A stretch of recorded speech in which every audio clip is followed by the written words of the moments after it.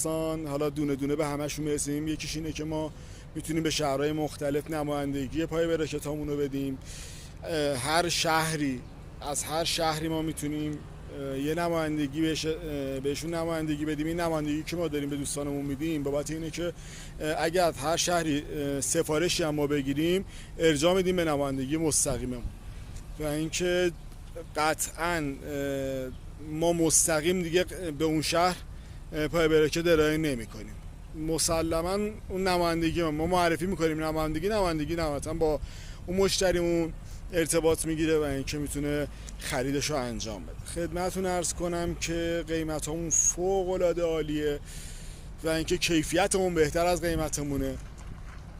خدمتتون عرض کنم که ما یه نمونه پای براکت دوشی گذاشتم اینجا برای دوستان، اگه بتونم بگیرمش. بله، مدل دوشیمونه دخم. خدمتتون عرض کنم که فکر نمی کنم کسی باشه که بتونه 70 در 60 رو 470 تومان الان قیمت بده. این محصول با این کیفیتی که ما داریم تولید میکنیم و 90 در 70 اون رو تقریبا 570 میتونیم بدیم.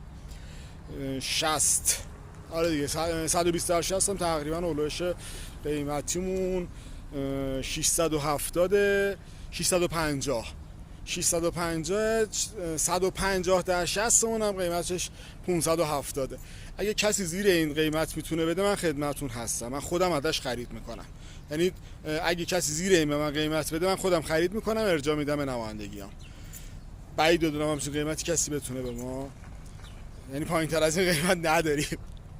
بازم من مجدد برای دوستانی که دارن تولید پای براکت میکنم کری میخونم بابت این قیمت. اگه به این قیمت بتونن تولید کنن به اومدن ما قطع میکنیم، قطعاً پای براکتامون رو پای براکتامون رو تولیدش رو قطع میکنیم، از اونا خرید میکنیم با این قیمتی که ما داریم ارائه میدیم و اینکه قطعاً تمرکزمون رو میذاریم رو بقیه چیزا، بقیه تولیداتمون.